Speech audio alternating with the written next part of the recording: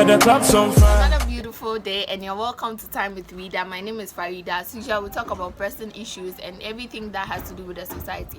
And also, I'd like us to talk about tea. This month, we're in the month of Ramadan, and it's like a very month for the Muslims. And I mean, everybody is excited to see this Ramadan, and they're like the I wish we could abaya have it every month. the whole year. and like the abaya saga going on. Yeah, So we'll talk about that. And nowadays the murder and everything, Zakawa killings and all of that, we'll talk about that. And also the teenage pregnancy. So yesterday I was sitting down and I saw a statistics by group, the multimedia group, on teenage pregnancy, and it's so heartbreaking because if you see the numbers, I'm going to share the numbers with you shortly, but this is Time with Reader. You are welcome back to another exciting episode, and I'm sure you're going to enjoy it, so stay with us. So on to our very first story, which I think is very important to talk about on this channel, because I mean, I'm a Muslim and I have Muslim friends on this channel, so we had to celebrate Ramadan. So I'm going to talk to my colleague here, my friend also, about Ramadan. What does Ramadan mean to you? Thank you very much. Ramadan is a blessed month for all Muslims, and it's the month in which our Prophet Muhammad ﷺ was given the Quran for all Muslims. Moreover, it's a month of blessing.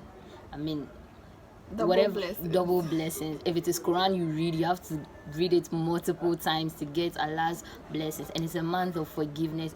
And we also fast. It's not all about the fasting. It's not all about starving yourself and staying away from water, but then you observing all Islamic rulings, everything.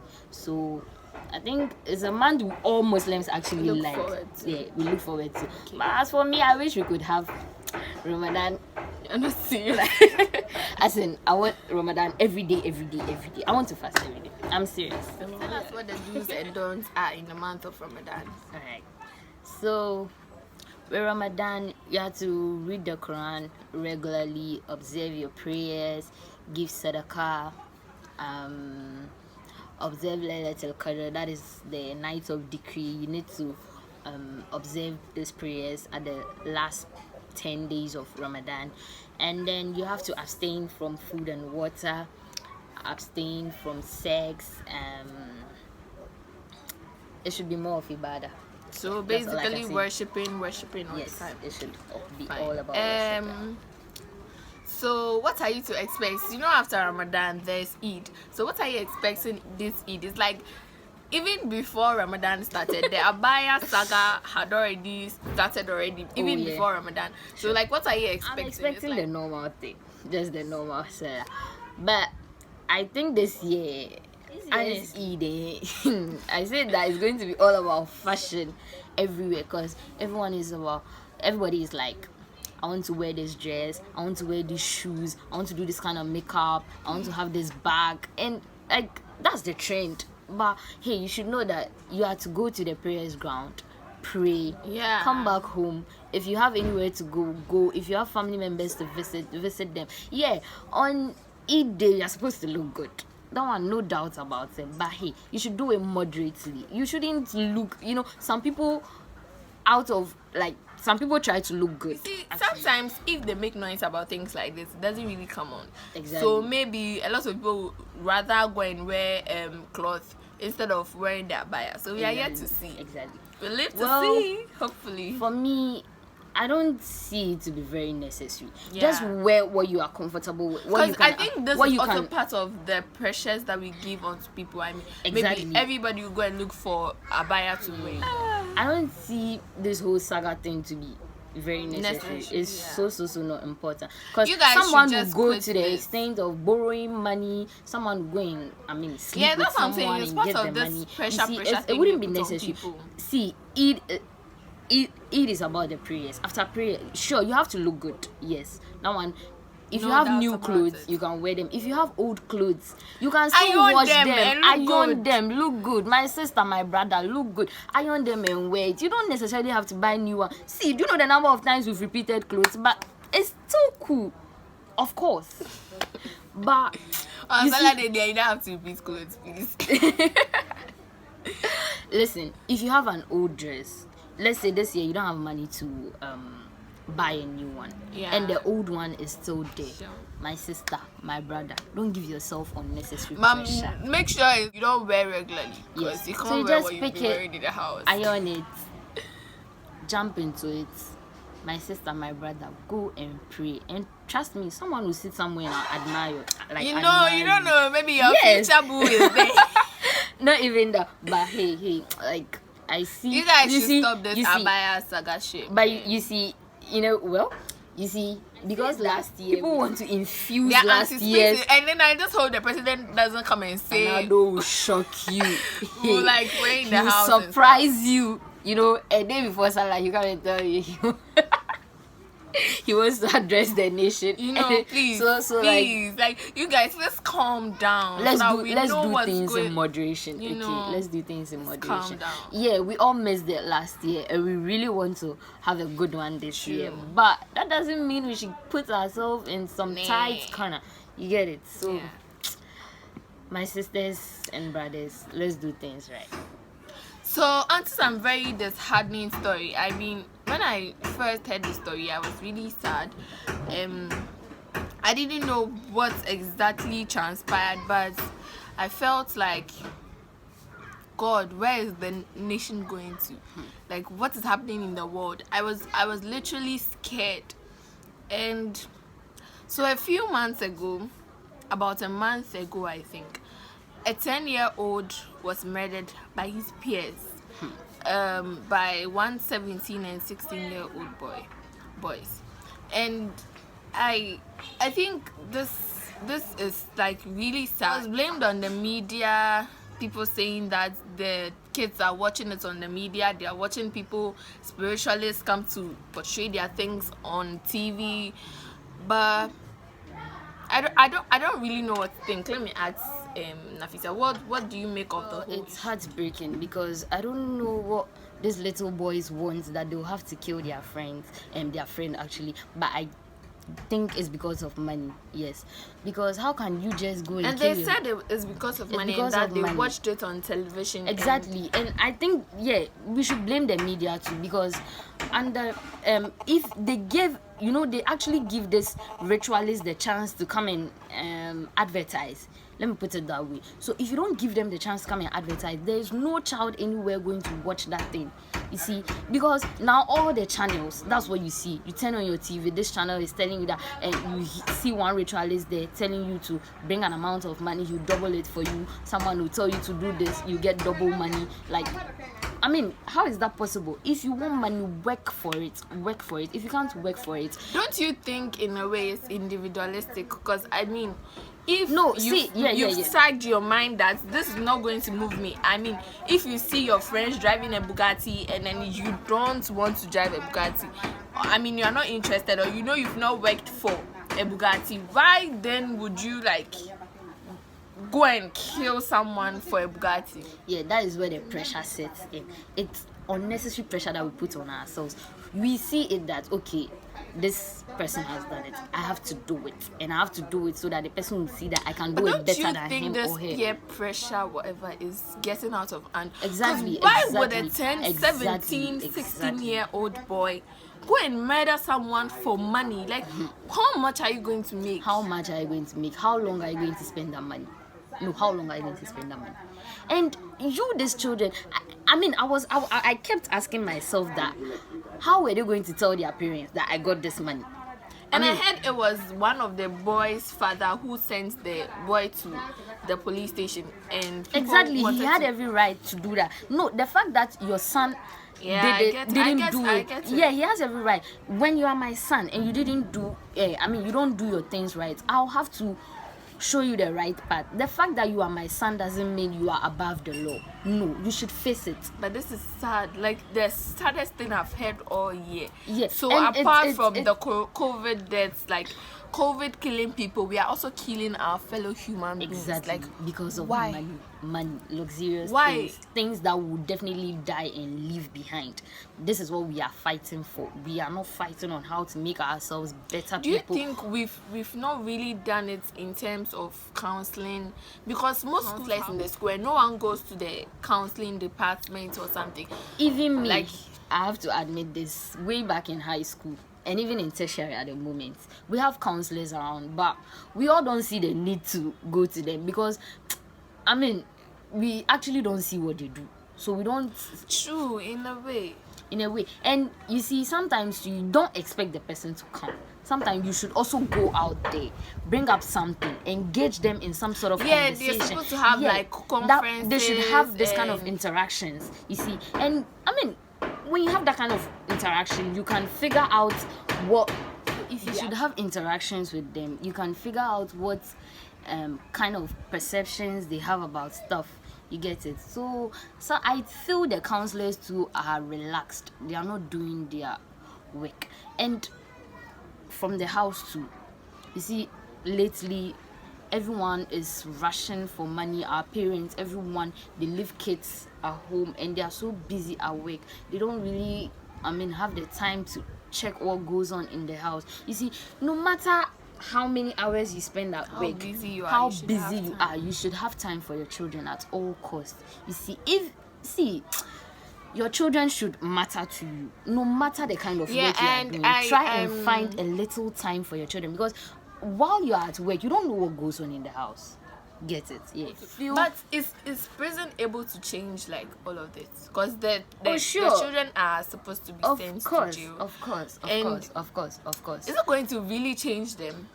Well, if they are there for a while and they pass through that kind of pain, staying in the prison is not easy as we think. You go through a whole lot of, stressful things. Yeah. So if you should go there and even spend a night there, and you still come out not changing, then I tell you have a very big problem.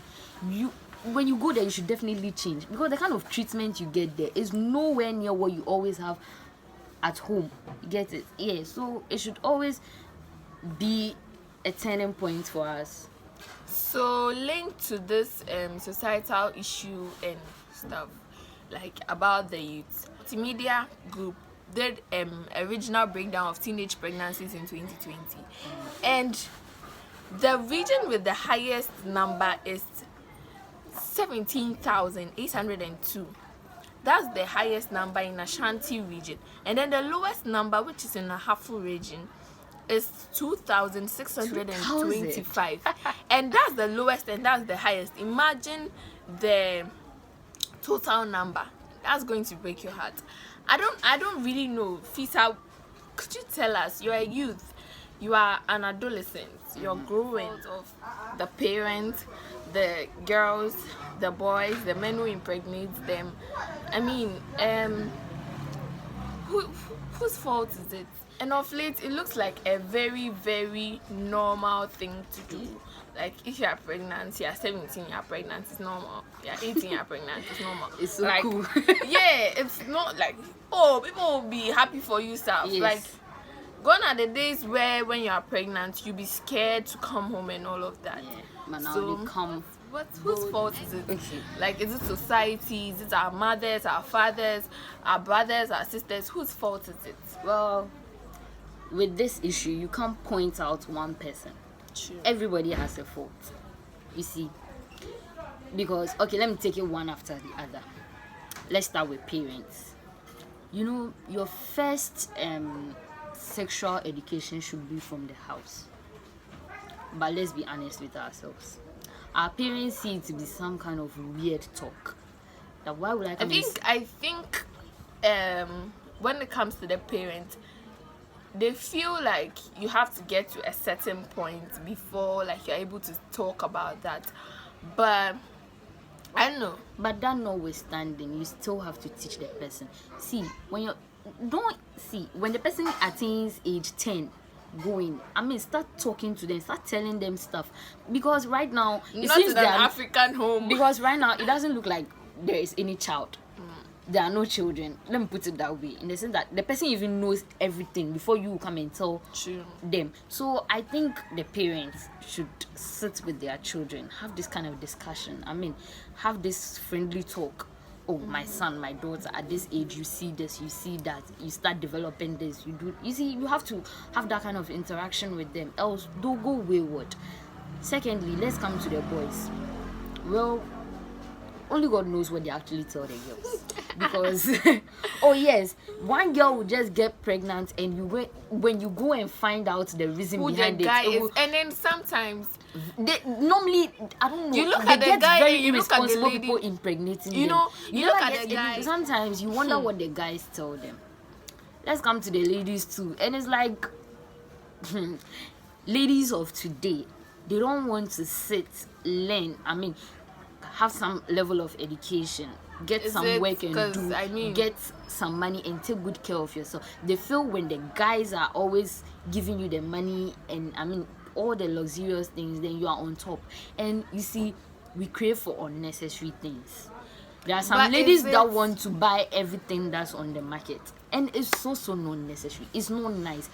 I mean, channel your money into something that will benefit you. Invest it into something good. I mean, if at this age, in fact, at this age, it's not bad to own a bank account. Open an account.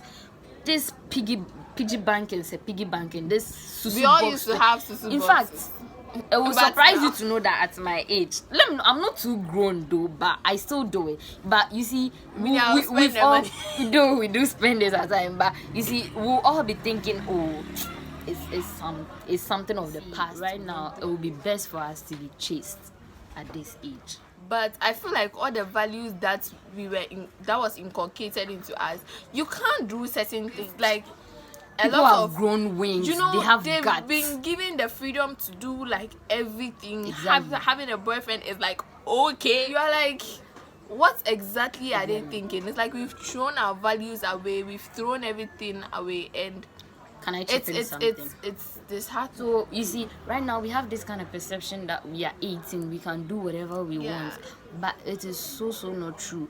You are 18, but trust me, you can mess up.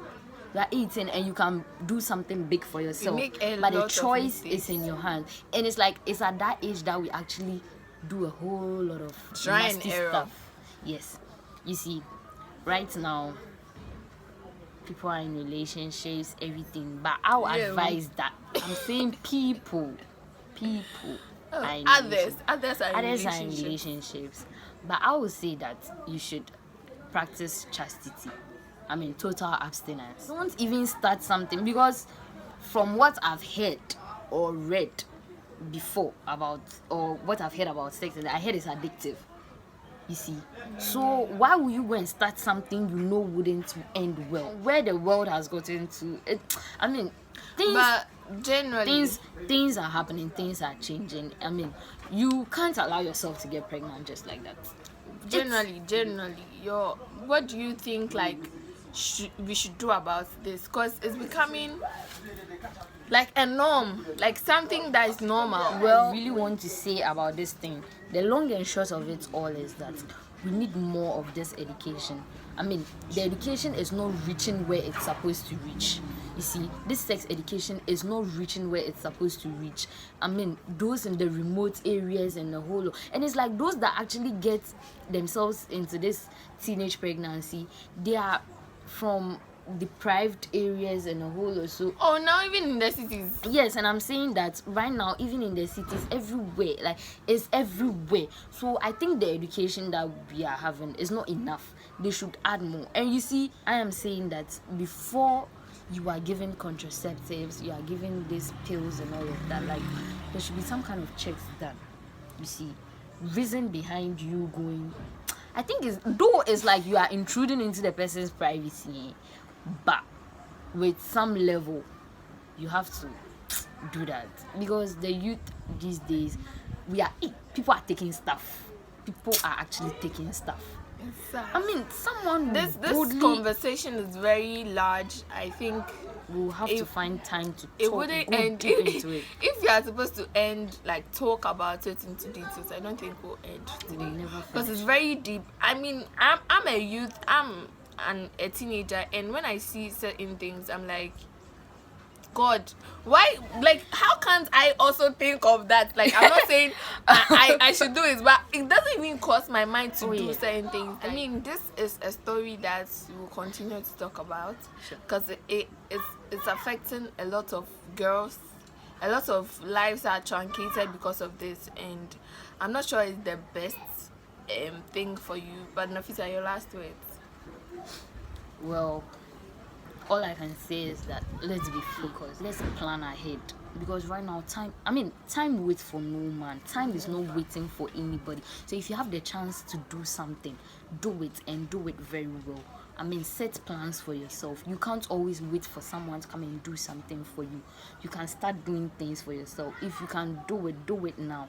If later, to make sure you do it at the right time. This girls, boys thing, you should mind the way you do your things. Don't go and lose guard and go and get pregnant for any guy. Boys, don't mess up and go and impregnate anybody's daughter. And you know the men are not really affected. The men are not really affected though. But see, one or two of them, if you should hear their story. This is really like disturbing. Like anyone listening to me, I don't know. It's like our stakeholders are not playing any role in this. Anybody that like is engaged in certain acts, like those things, please put a stop to it. Like point it out. You know, the guys see, apart from religion, mentally, psychologically, you're not going to be stable, because this is something that wasn't planned. Already we deal with issues that like we can't even handle. Talk less of a child. Children are very priceless. They are difficult to come by. A lot of people want to have children, but they are not getting it. And then you have them and you're messing up. Please, like, do what to take care of the child, and then please learn to keep yourself. Like, just do the right thing, and then I'm sure it will go on well for you. I'm sure.